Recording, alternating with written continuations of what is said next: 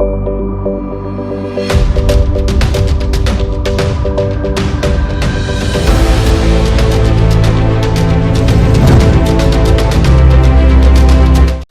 very good morning to all my viewers. I hope you all are fine and healthy.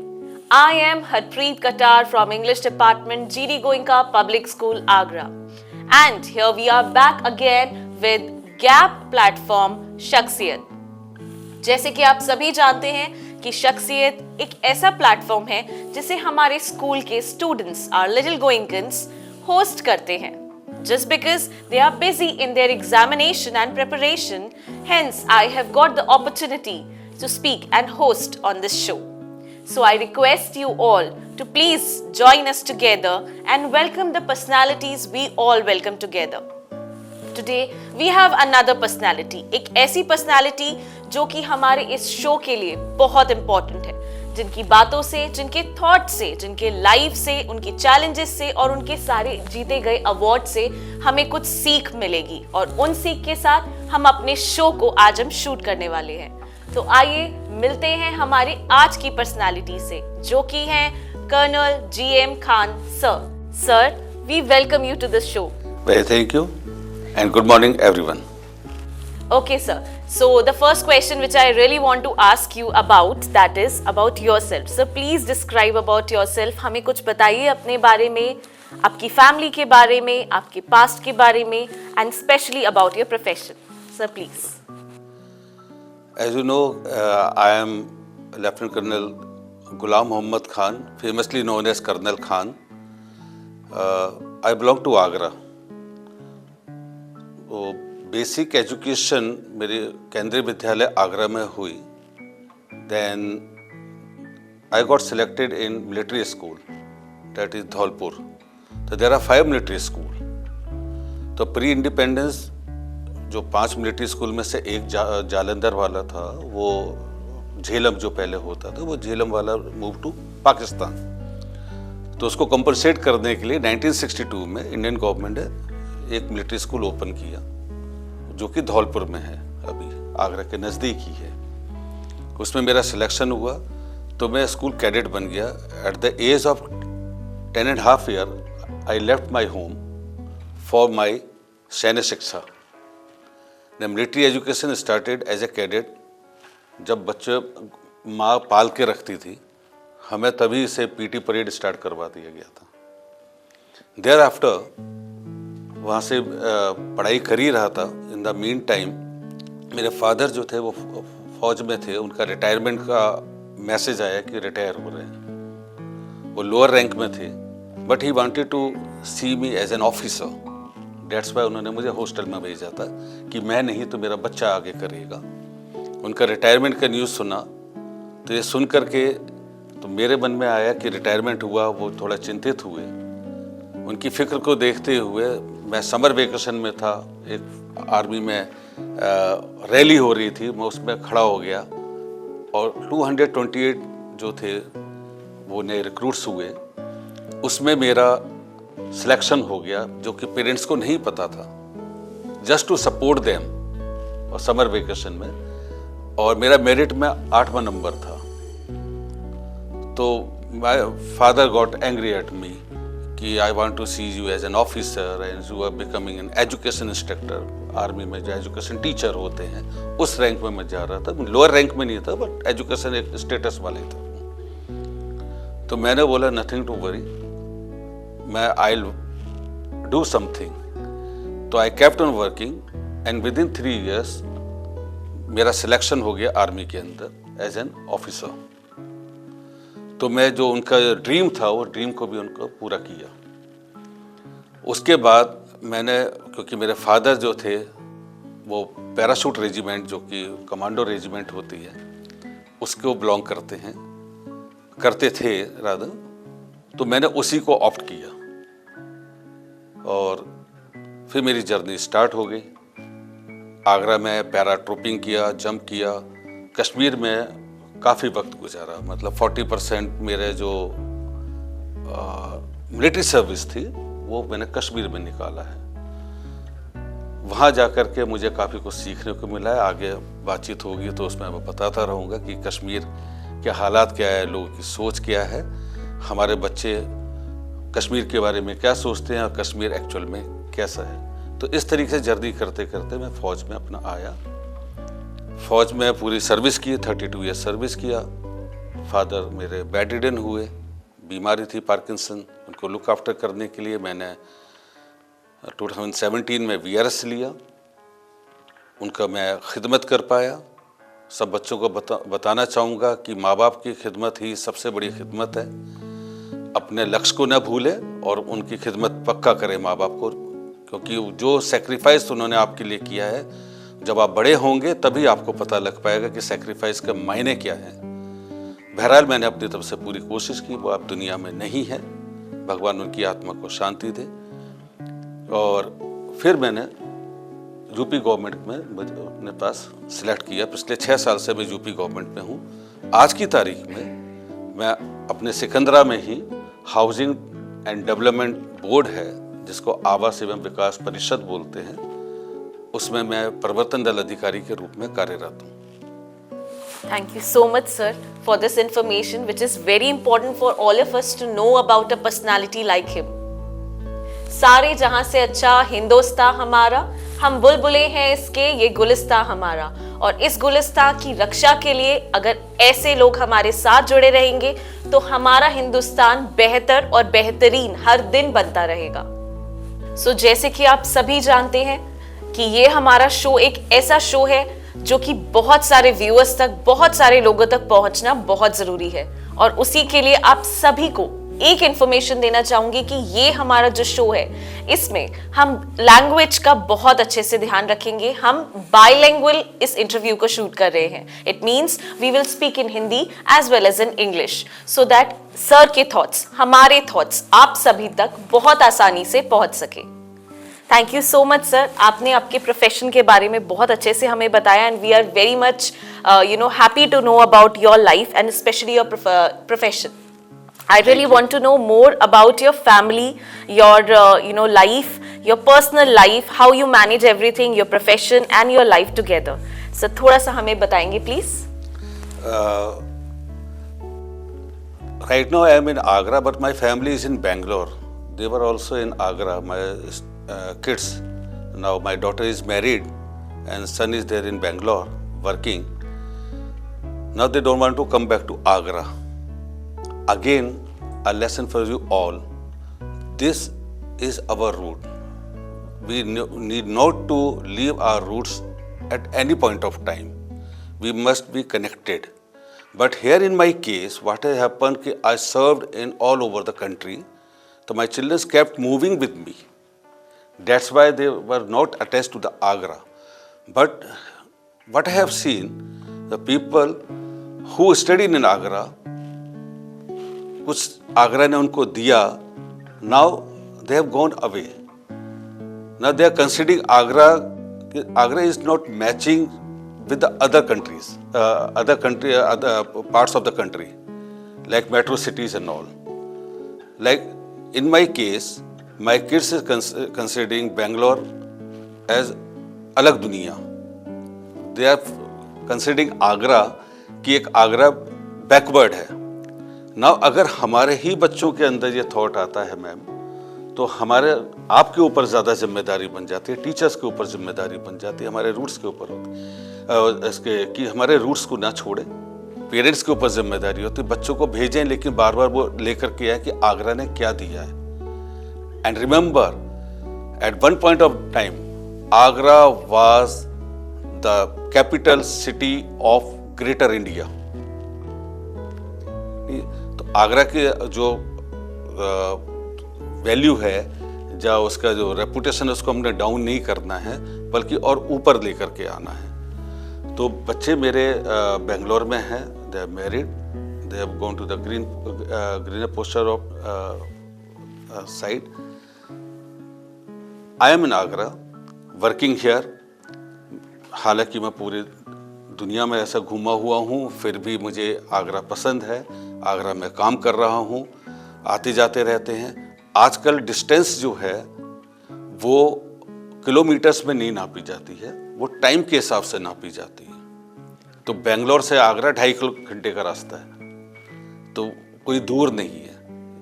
अब तो US भी ऐसे नज़दीक हो गया है, दूसरी चीज़ भी नज़दीक है, मोड ऑफ ट्रांसपोर्टेशन जैसे चेंजेस हो गए हैं, स्पीड जो हो गया है, तो हमारा जो डिस्टेंस है वो डिस्टेंस ना हो करके किलोमीटर्स में ना हो करके टाइम में हो गया, तो अब बेंगलोर भी दूर नहीं लगता है। ये मैं एक एग्जांपल के तौर पे बोल रहा हूँ, कहीं भी है तो they are working there, I am working here, keeps coming going, और पूरा एंजॉय करते हैं। दैट्स वेरी ग्रेट सर, बहुत ही अच्छी बात कही है। Stick to your roots, stay away, do not stay away from the city, do not stay away from the parents, do not just leave your roots, always stick to your roots. अपनी roots से, अपनी जड़ों से जुड़े रहें, अपनी city से जुड़े रहें, बिकॉज ताजमहल एक ऐसी चीज है, एक ऐसी जगह है जो कि बहुत फेमस है पूरे दुनिया में। It is one of the world of wonders, and इसी सिटी से जुड़ने का एक बड़ा रीजन ये भी है कि सर जैसी शख्सियत हमारे आगरा में है।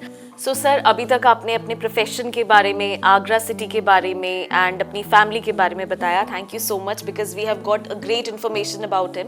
Now I also want to ask you about your childhood, your favourite childhood memory और the memories which you have spent in Agra और समवेयर एल्स, जिसने आपको इस सिचुएशन और इस लाइफ के चैलेंजेस से कवर अप करके बाहर निकलकर एक ऐसा इंसान बनाया जो हम सबके लिए एक बहुत बड़ी सीख बन गया है।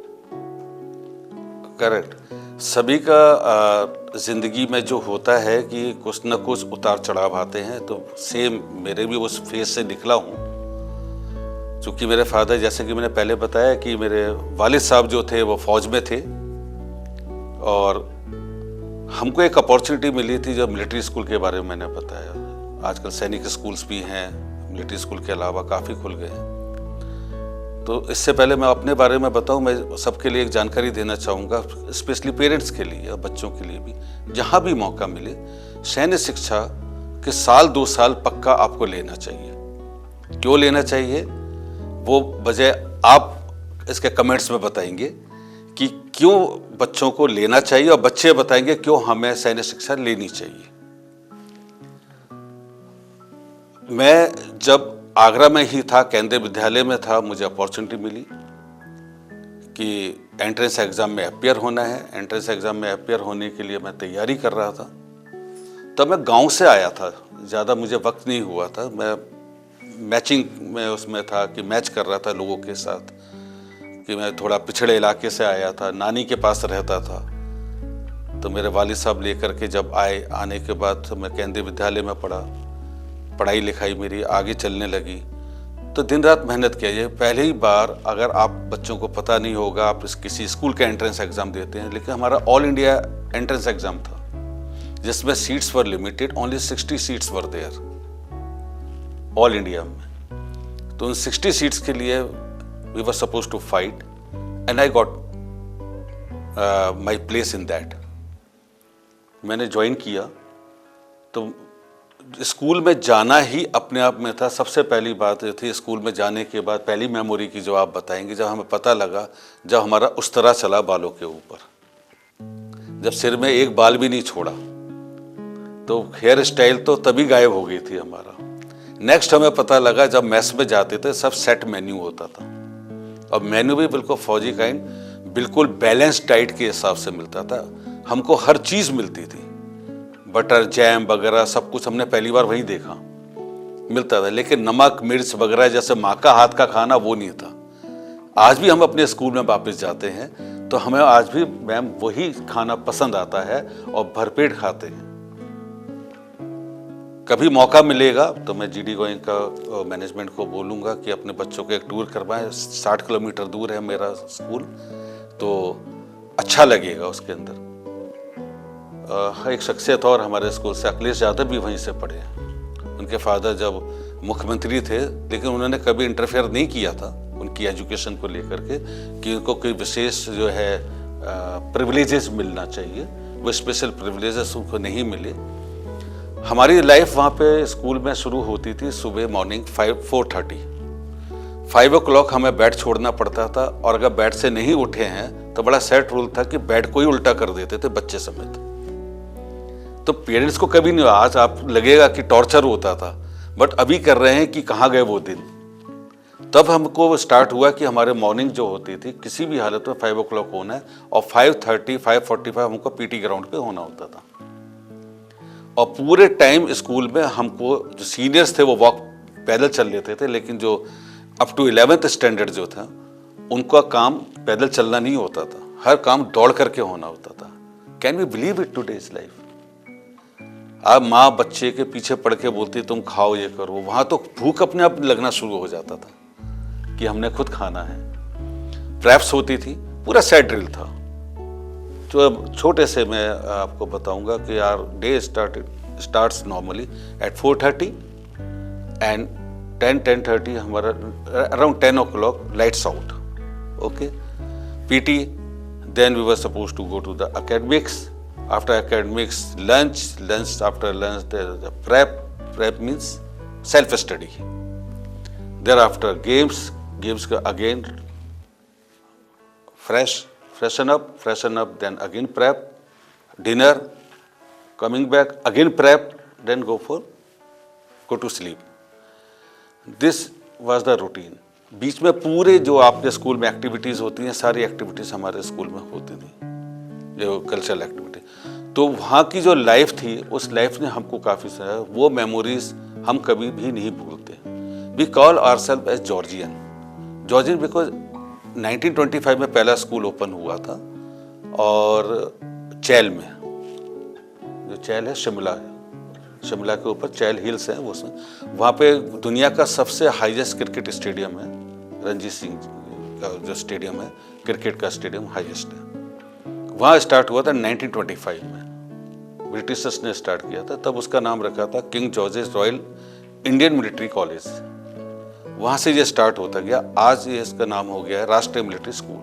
तो हम उसी लीगेसी को लेकर चलते हैं। जैसे हमारी फौज में होता है कि कहाँ हमारे रूट्स हैं, हम कहाँ से उसको मानते हैं, क्योंकि बहुत से ब्रिटिश आर्मी का जो हमारी रेजिमेंट्स आई है तो हम तब से मानते हैं कि हमारा जो पैदाइशी है, जो हमारा जो रेजिंग डे है, रेजिंग जो हुआ है किसी पलटन का उसी टाइम से हुआ है। ऐसे हम अपने स्कूल्स को मान करके चलते हैं। दैट्स व्हाई हम अपने शॉर्ट में अपने को जॉर्जियंस भी कहलाते हैं।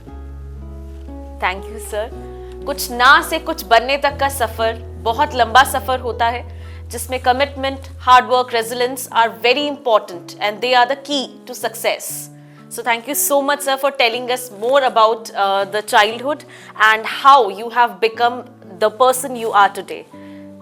So we have got to know about the lifestyle, we have got to know about the childhood, the memories, family, his past life, future, present, everything. But I would really want to know more about the challenges of the life. Because life is all about failures. Life is all about challenges we faced. And hence, we'll come up to the success. So sir, please share some of the challenges you faced in your life till now, because the challenges are the key to success, I believe. Do you believe the same? Yes, of course. Challenges teaches us a lot. And basically, challenges refine the people. What happened, before I go deep into it, let me tell you, when I became that education instructor in army, the first challenge is for me to fulfill, not my aim. Though that was my aim. Now the prime importance was my parents' aim that time, to become an officer, which I did. Thereafter, the next challenge was how to get the maroon beret, means the para commandos beret. Again I got it. It was not easy because in SF, in special forces and commandos, getting that maroon beret is not that easy. Okay. If you go and see how a commando in Indian Army, he becomes that commando, then you will find the challenges in that, which I successfully did. Thereafter, the main challenge was when I was in Kashmir and I was given the responsibility to look after those notorious youth. though I am that time we were saying that notorious, but that was not their fault. That was something which we call the political thing. तो बच्चों को बताने के लिए मैं ये बताना चाहूँगा कि हमारा जो कंसेप्ट जो है कश्मीर को लेकर के अलग है। तो मैं वो चैलेंज जो मैम ने पूछा है मैं उसको बताऊँगा। फौज के अंदर रह कर के चैलेंज कैसा था। हमको 2 तरह की लड़ाई लड़नी पड़ती थी। जब हम कश्मीर में गए, फौज से रिलेटेड हूँ तो फौज के ज़्यादा नॉलेज वो बताऊँगा, शेयर करूँगा एक्सपीरियंसेस। जब हम कश्मीर में गए, कश्मीर में जाके सबसे पहले हमको 1 महीना ट्रेनिंग दी गई अलग से, जो कि हमारी नॉर्मल ट्रेनिंग से अलग थी। हमें पूरी ट्रेनिंग में, पूरी ज़िंदगी में सिखाया गया कि 1 गोली 1 दुश्मन, 1 गोला 1 टैंक, इसलिए हमको शिक्षा मिलती चली गई। And with this we grew up. Thereafter वहाँ हमको सिखा रहे हैं ह्यूमन राइट्स। वहाँ सिखा रहे हैं कि जो लड़ रहे हैं ये आपके भाई हैं, ये जो कर रहे हैं ये हमारे अपने हैं। कोई भी फैसला लेने से पहले देखना है ये हमारे अपने हैं।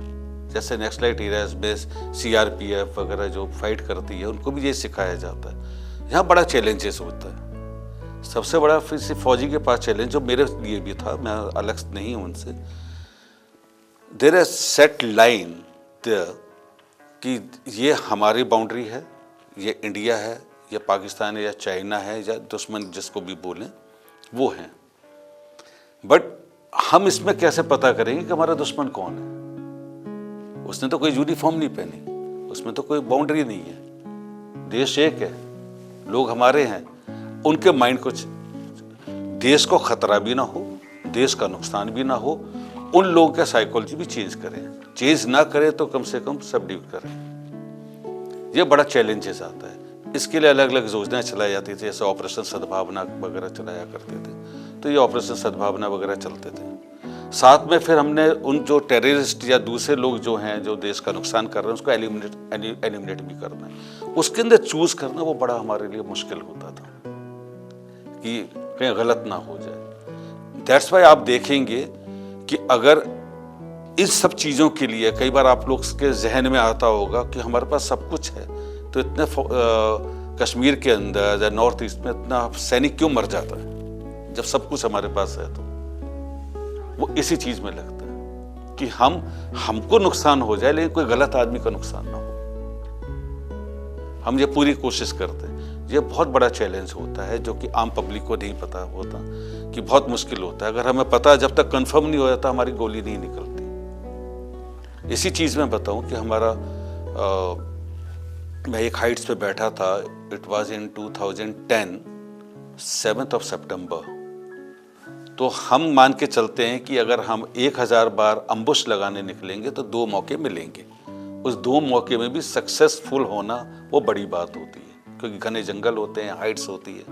तो हम ऐसे घात लगा के बैठे थे।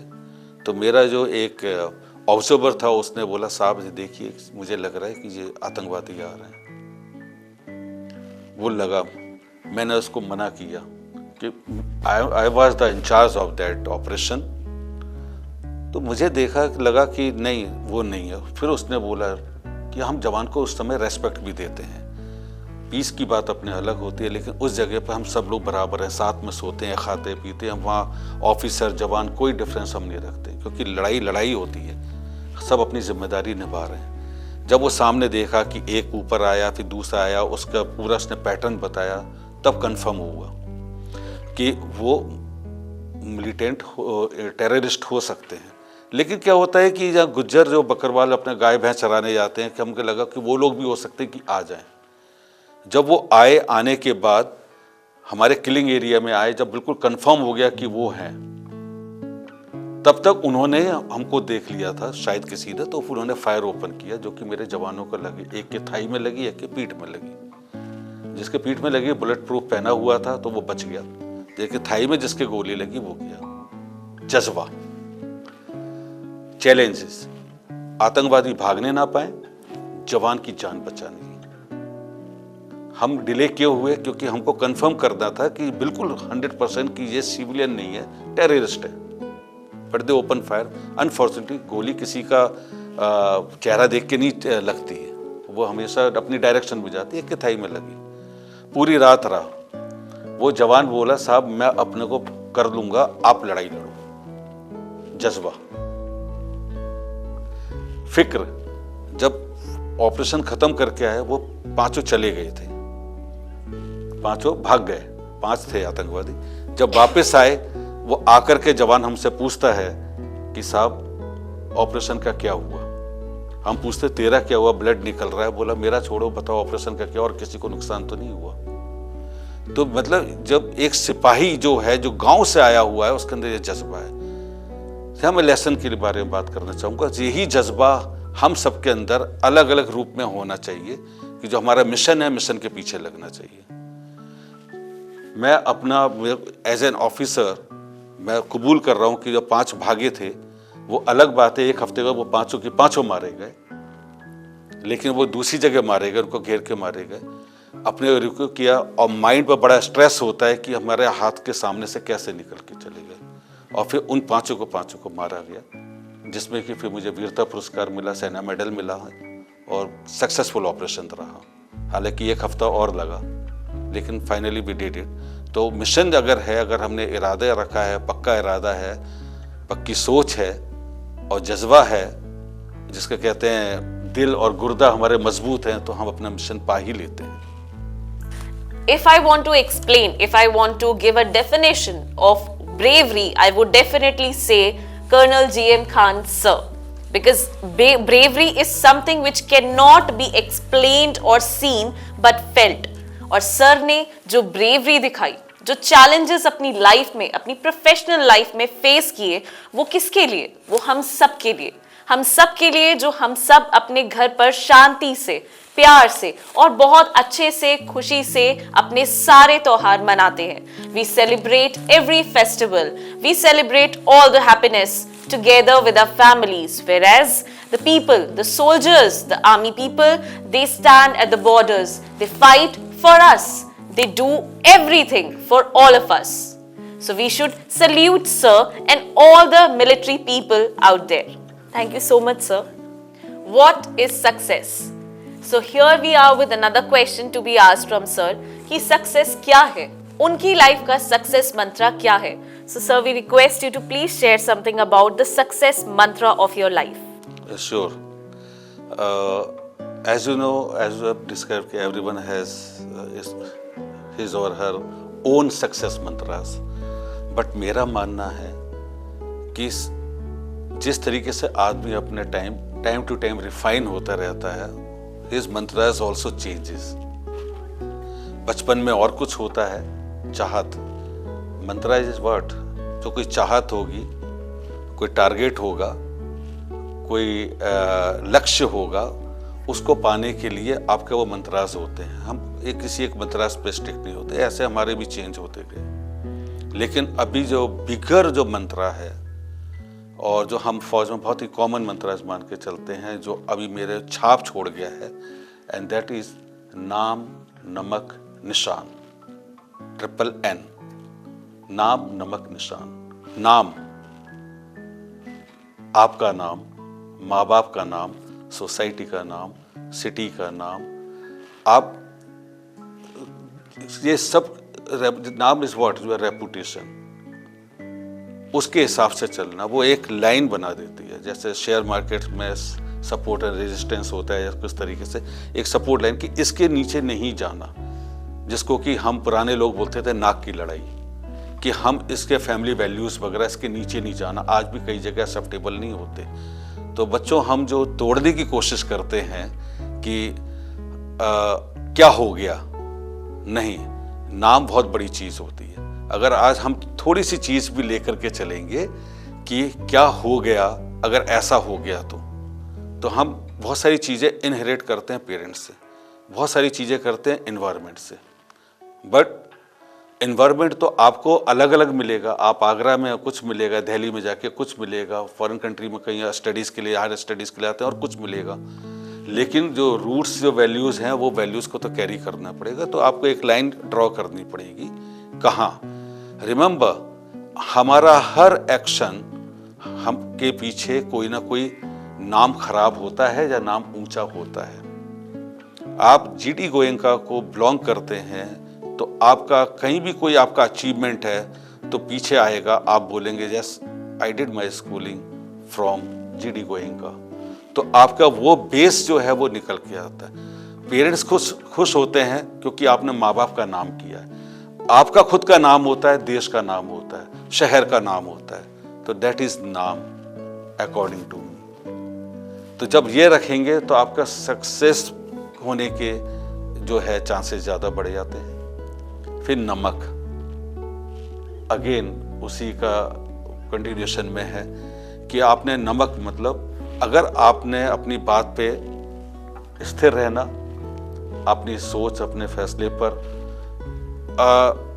ध्यान रखना है कि कहाँ गलत है, लेकिन आपने जो नमक वाली बात में आता हूँ कि आपने देश का नमक खाया है, आजकल जो ऐड में भी ऐसे आते हैं, वो सब सेंटिमेंट्स पे लिए है, लेकिन ये वाकई में है। हमने जिसका नमक खाया है ये पुराने ज़माने से चला आया है, लेकिन अब हम रिफाइंड वर्जन में हम बात करते हैं कि हमने इसका खाया है तो कुछ तो उसका चुकाना पड़ेगा।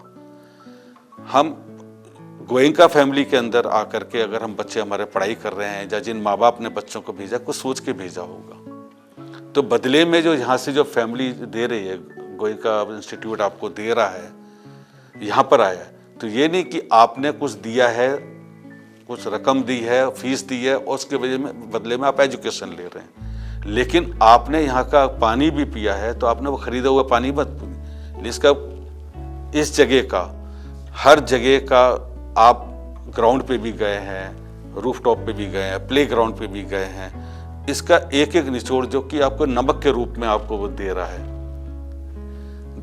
देश के साथ अगर रहते हैं, देश हमें क्या दे रहा है, एक हमें एक इन्वायरमेंट वगैरह दे रहा है, तो हमें इसका नमक माँ बाप का भी, अगेन जो हम नाम के बाद कहते हैं उसी का पूरक हो जाता है।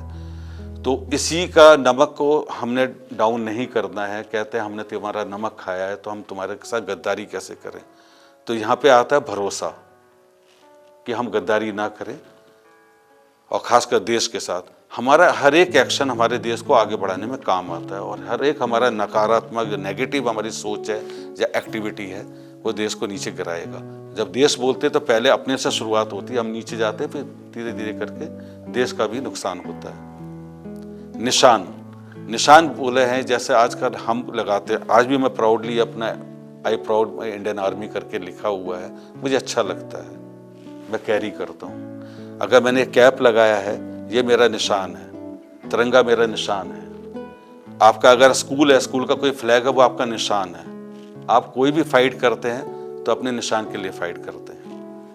तो ये सक्सेस मंत्र है कि अगर आप हो जाते हैं, इन चीज़ों को रखते हैं तो ऑटोमेटिकली आपका सक्सेस का रास्ता खुल जाता है। या मैं एक चीज़ और बताऊंगा इसी को कंटिन्यूशन करते हुए कि जितनी भी आर्मीज हैं, हम पाकिस्तान आर्मी को दुश्मन आर्मी हमारी है, चाइनीज़ आर्मी है, या वो दुश्मन आर्मी है, या दूसरी फौजें हैं, आप यकीन करेंगे उसका सैनिक भी अपने इन्हीं 3 चीजों के लिए लड़ रहा है।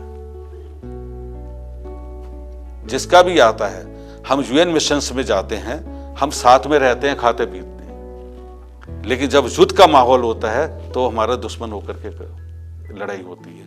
वो अपने देश के लिए लड़ रहा है, हम अपने देश के लिए लड़ रहे हैं। इसलिए आपने देखा होगा जब शहीद होते हैं तो प्रोटोकॉल के मुताबिक उसको सैनिक उसी के देश के झंडे के साथ, उसी इज्जत के साथ, उसको उसके मजहब के हिसाब से जो अंतिम संस्कार करना चाहिए।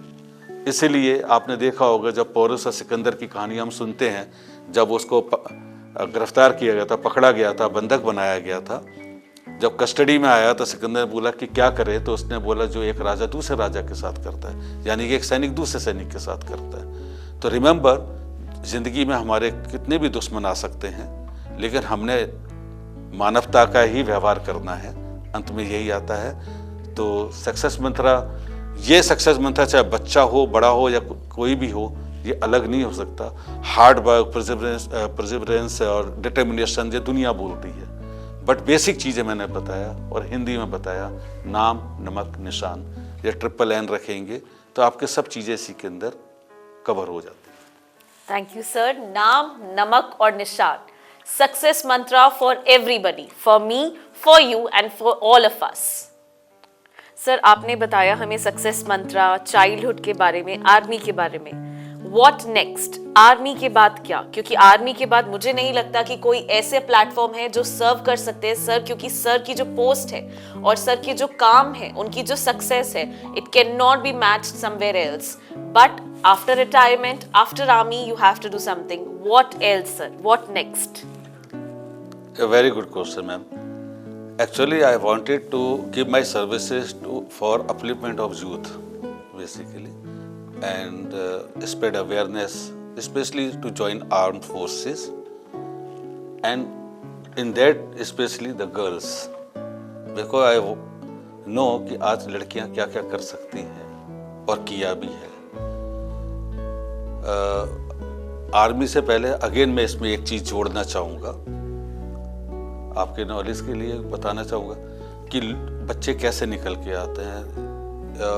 2010 आई थिंक 10 या 11 की बात है, मैं कश्मीर में था और वहाँ पर बच्चे आए, कुछ लड़कियाँ आई कि सर हमारे पास, हम टाइकोवांडो करते हैं, और वहाँ की एक लड़की वर्ल्ड चैम्पियन भी बनी है बाद में, तो हमें एक शेड चाहिए, हम ओपन में करते हैं और पेरेंट्स अलाउ नहीं करते क्योंकि वो मुस्लिम कम्युनिटी ज़्यादा है वहाँ पर, रिलीजन ज़्यादा क्या पूरे वही है ऑलमोस्ट, तो हम खुले में करते हैं तो सही नहीं लगता, अभी स्टार्टिंग है. तो उसके लिए बजट आता है, बजट के लिए फिर हमने उनको बताया कि किस तरीके से आपने अप्रोच करना है, किसको लिखना है, क्या मैं गाइड कर रहा था. लकीली मेरी वाइफ भी उधर ही थी, तो मैंने बोला कोई प्रॉब्लम होता है तो आप मैम को बता सकते हैं. तो बच्चे खुश होकर के गए, हालांकि और उनको बजट मिला, उनका शेड आया 5-5.5 लाख रुपए का, उस टाइम पर बन करके आ गया. उनको इक्विपमेंट वगैरह भी एक्स्ट्रा दिए गए. लेकिन एक बच्ची निकल के गई, वो मेरी वाइफ से मिली, उसने बोला कि मैम मैं है ना सिंगिंग बहुत अच्छा करती हूँ. तो वो जब सिंगिंग अच्छा करती है तो मेरी वाइफ ने उससे बोला ठीक है बेटा देखते हैं. My wife told me about that girl. Thereafter I spoke to my parents here at Agra. I took that girl, 16-year-old girl, and brought her to Agra. Parents के पास रखा, मैं कश्मीर में ही था. पेरेंट्स ने यहाँ पे बेसिक एजुकेशन दी, उसके बाद वो दिल्ली, देन लखनऊ. आज वो एक बहुत अच्छी सूफियाना सिंगर है और पुणे में रहती है. और कल ही उसका एक prime minister, honourable prime minister Narendra Modi ji के सामने एक परफॉर्मेंस उसने दिया है विज्ञान भवन में. तो मैं कहता हूँ कि जब निकलना होता है तो इस तरीके से लोग निकल के आ सकते हैं. तो ये एक अवेयरनेस का वो था, तो वहाँ से मुझे कोई पुश मिला. ऐसी एक बच्ची और थी, जब मैं उधर था मस्जिद से निकल रहा था तो एक बच्ची भीख मांग रही थी. भीख बोलना सही होगा क्या, कुछ मांग रही थी अपने उसके लिए, अर्निंग के लिए. तो मैंने वो बेटा तुम्हारी ज़िंदगी इसी में निकल जाएगी, ये कह के चले गए. कभी कभी बच्चों बड़े कोई बात कह लेते हैं, वो हमारे माइंड में सेट हो जाता है. अब वो आपको देखना है वो पॉजिटिव लेना है या नेगेटिव लेना है. अब जब मैं उस बच्ची की बात बता रहा हूँ, उस बच्ची ने उस चीज़ को पॉजिटिव लिया, क्योंकि उस समय कुछ लोगों ने बोला अरे ये तो मेजर साहब है, ये कुछ कर सकता है, क्योंकि मैं लोगों की हेल्प करता था. माइंड में वो था कि ये अपना माइंड अलग हो रखा है, बिगड़े हुए हैं बोल सकते हैं, जब ब्रेन वॉश्ड यूथ है वहाँ का, इनको कैसे सही करना है. नॉट नोन कि मैं खुद अपने को भी तैयार कर रहा हूँ कि इन सब चीज़ों के लिए कि कैसे ऐसे लोगों से डील करता है. तो उसी कड़ी में धीरे हम भी सीखते हैं ना, तो मैं भी सीखता हुआ जा रहा था. तो वो बच्ची आई, आने के बाद उसने बोला मुझे नहीं मालूम, मुझे फौज की वर्दी पहननी है. वो मेरे ऑफिस में आ गई. आप कौन? बोला आपने मुझे मस्जिद के बाहर में पैसे मांग रही थी, आपने मुझे 10 रुपए दिए थे और मुझे आपने बोला था कि ऐसा करना है. 9th क्लास पास, पढ़ने को कुछ नहीं, उसकी एजुकेशन करवाई, सब करवाया. आज वो 2012 में उसकी नौकरी लग गई थी और CISF के अंदर वो अभी ASI है श्रीनगर एयरपोर्ट पर. पहले मुंबई में थी, मुंबई के बाद अहमदाबाद गई, अहमदाबाद के बाद अभी होम पोस्टिंग उसको अब मिली है, श्रीनगर एयरपोर्ट पर है CISF के अंदर. तो अगर वो निकलना है तो ऐसे भी वो निकल के आ सकते हैं. तो वहाँ से मेरा पैशन स्टार्ट हुआ कि जनरल अवेयरनेस यूथ के बीच में पहुँचाना, और वही मैं करता हूँ। फिर बीच में मुझे अपॉर्चुनिटी मिली कि यूपी गवर्नमेंट की तरफ से एक रिक्वेस्ट आई कि कुछ लोगों को, ऑफिसर्स को रखा जाना है, तो मेरा सिलेक्शन हुआ। सिलेक्शन होने के बाद मैं आज पहले नगर निगम फिरोज़ाबाद में था, उसके बाद अभी मैं housing and development board Agra के अंदर हूँ, एनफोर्समेंट टास्क फोर्स ऑफिसर के रूप में वो कर रहा हूँ। और बीच बीच में जब भी मौका मिलता है तो मैं ऐसे फील्ड में लेके बच्चों को जाना चाहता हूँ, लेकर के जाता हूँ, उनके साथ अपना टाइम व्यतीत करता हूँ और एडवेंचर एक्टिविटीज़ आज भी करवाता हूँ। तो अपने को इन्वॉल्व कर रखा है। If I go to Bangalore also, तो बेंगलोर के अंदर भी यही चीज़ होती है, adventure activity, outdoor activities. I love outdoor activities. तो बच्चे काफ़ी इंजॉय करते हैं, और हमारी जो एनर्जी है, इस एनर्जी को चैनलाइज करने की ज़रूरत है। हमारे बच्चों के पास बहुत ज़्यादा एनर्जी है, और आपके इस मीडिया के थ्रू मैं बताना चाहूँगा इस मार्फत पेरेंट्स के लिए कि please channelize the energy of the child.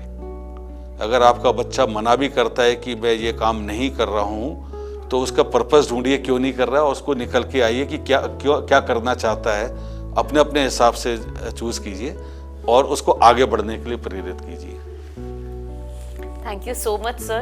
It's the words, every single word is so powerful, and I would really say personal life हो या professional life हो, सर ने दोनों में ही एक्सेल हासिल की है. It's really great to know about all such things.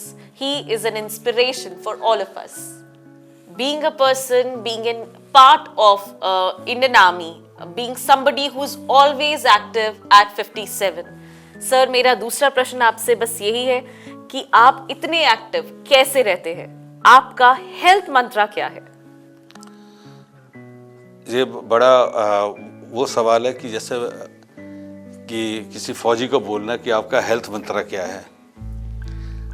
मैं आपको एक चीज बता दूं कि जब तक फौज में थे तब तक हम हेल्थ के बारे में सोचते नहीं थे कि वो ऑटोमेटेड होता था, कोई परफॉर्म करना पड़ता था। जवानों के सामने भी अगर करना है तो हमको कम नहीं होना है, क्योंकि ऑफिसर जो होता है, officer always lead from the front होता है, आगे चल के होता है। लीडर वही होता है जो लीड करे, ना कि मौका मिलने पर पीछे आ जाए। तो हम सब लीड करते हैं, और ऐसा लीड करना होता है कि जवान फिर हमसे आगे दौड़ने लगे। लेकिन जब सिविलियन लाइफ में आती है, वहां पे आ जाती है सेल्फ डिसिप्लिन। तो हेल्थ दो तरीका होता है कि एक फिजिकल हेल्थ हो गया, मेंटल हेल्थ हो गया। एज एज इंक्रीजेस तो हेल्थ पे फर्क पड़ता है, पहले जैसा वो नहीं है, क्या कहते हैं, जोश में कमी नहीं है। जो ऊर्जा, शारीरिक ऊर्जा है वो डिमिनिश होती है, बट जो माइंड से है, हमारा हर चीज माइंड से काम करता है। आप यकीन मानिए, आज भी किसी को दौड़ते हुए देखते हैं, मैं वॉक करता हूँ या कुछ करता हूँ, मेरा मन करता है मैं वेट लेकर के दौड़ूं उनके साथ। वेट लेकर, नॉर्मल वेट नहीं। माइंड बोलता है कर सकता है, बस शरीर बोलता है कि थोड़ा ठंड रख। ठीक, तो अगर माइंड मेरा फिट है कि मैं कर सकता हूं, तो मैं ओवरऑल फिट हूं। तो सक्सेस मंत्र यह है कि माइंड का अपना मेंटली फिट होना बहुत जरूरी है। एवरीथिंग स्टार्ट्स फ्रॉम हियर, चाहे हेल्थ हो या किसी भी चीज के लिए। Thank you, sir, because everything starts from here. So we have to stay fit always. If our mind is fit, we are fit. If our health is fit, it is all goes to our mind. So thank you so much, sir, for telling us about your health mantra. Mahendra Singh Dhoni आप सभी जानते हैं, लेकिन आज मैंने उनका नाम क्यों लिया, इसके पीछे भी एक रीजन है। रीजन ये है कि there is a connectivity between Mahendra Singh Dhoni, our favorite Dhoni, and Sir GM Khan. So I request you, sir, to please enlighten us with the knowledge कि ऐसा क्या relation रहा है MS धोनी और आप में। लेफ्टिनेंट कर्नल महेंद्र सिंह धोनी, जिस पलटन को मैंने सर्व किया है 106 टेरिटोरियल आर्मी पैरास का, जो कि बेंगलोर बेस्ड है, वो उसी में कमीशन होकर के आए हैं। एंड इट जस्ट हैपेंड कि जब वो पैरा ट्रूपिंग ट्रेनिंग के लिए आगरा है, तो from the army side I was the incharge. Para training school air force का है, उनकी एक बॉडी अलग है, वह इंस्ट्रक्टर हैं, वो सिखाते हैं, बट आर्मी साइड से पूरा सुपरविज़न और जो मेरे डायरेक्शंस था वो मेरे अंडर में ही हुआ है, इसलिए वो क्लोज थे क्योंकि हम एक ही पलटन में हैं और उस समय वो आए। एक आपने पहले एक सवाल पूछा था कि हेल्थ मंत्रा के ऊपर जो बताया, तो अब मैंने उससे पूछा कि why you have chosen this month July 2015, कि इस समय तो आदमी को खड़े खड़े पसीना आता है ना, इतना मतलब people they sweat a lot, पूरा गीला हो जाते हैं, वेट ही हो जाता है। Then he told me, because he is a sports person, तो उसने बोला कि sir this is the best time for any training, इसमें इंजरीज कम होती हैं, तो उनको पता है कि सबसे बेस्ट टाइम ऐसी चीज़ों के लिए कैसा होता है। एंड बिलीव यू मी, उसने किसी भी तरह का कहते हैं एक बाल बराबर भी हमसे रिलैक्सेशंस नहीं मांगे।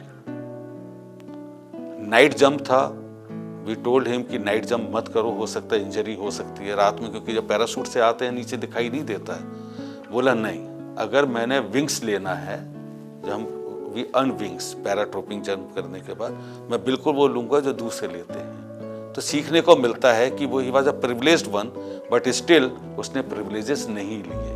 अपने सेम टाइम पे आना, वही जो फौज की ट्रेनिंग होती है वही पूरी ट्रेनिंग की, जिसको हम रगड़ा भी बोलते हैं, वो पूरा ट्रेनिंग लिया और लेने के बाद वो सक्सेसफुली अपना काम किया। तो वो मेरा उसके साथ एक एसोसिएशन है, just happen to be my co brother बोल दो या ऑफिसर ब्रदर बोल लीजिए, एक ही पलटन के हैं, पैराशूट रेजिमेंट के हैं, और लकीली मेरे अंडर के, मेरे डायरेक्शन, मेरे सुपरविजन के अंदर एयरफोर्स के साथ उसने ट्रेनिंग ली है। So I can definitely say that sir has been a very good teacher for somebody we all know about, MS Dhoni. GAP. What is GAP? Goenkan Achievers Platform. Here we are with शख्सियत. So sir, आपके क्या views हैं हमारे इस show को लेकर, शख्सियत को लेकर, हमारे गैप प्लेटफॉर्म को लेकर, प्लीज। मैं यकीन मानिए कि जब मुझे ये गैप के बारे में बताया गया तो सर गैप इंटरव्यू है, मुझे नहीं मालूम था। I just asked what is gap interview. I search मतलब कि गैप क्या है, फुल फॉर्म होगा, कुछ होगा, मुझे नहीं पता लगा।